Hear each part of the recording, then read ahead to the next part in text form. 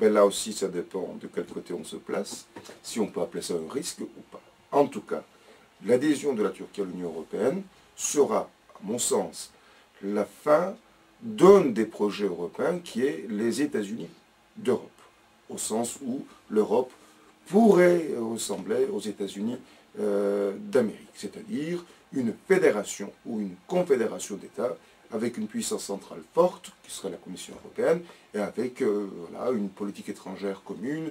une politique économique commune, etc., etc.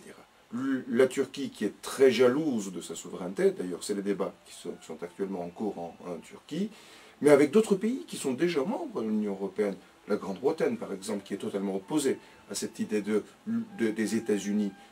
d'Europe, avec le soutien de la Turquie, mais avec d'autres pays, la Grande-Bretagne, la Pologne par exemple, à mon avis, les États-Unis d'Europe sera une perspective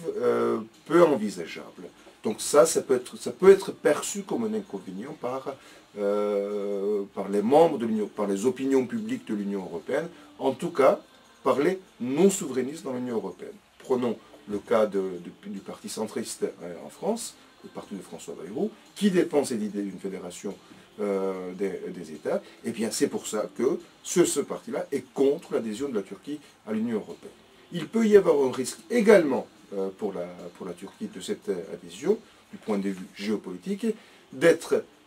exclusivement dans l'Union européenne. Ça peut s'apparenter à couper des liens avec d'autres régions avec lesquelles la Turquie a des liens historiques,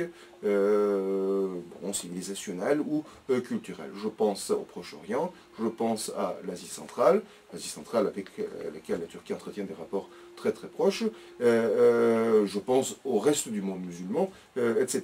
Donc ça peut être un risque également, mais ces risques seront compensés par ce projet civilisationnel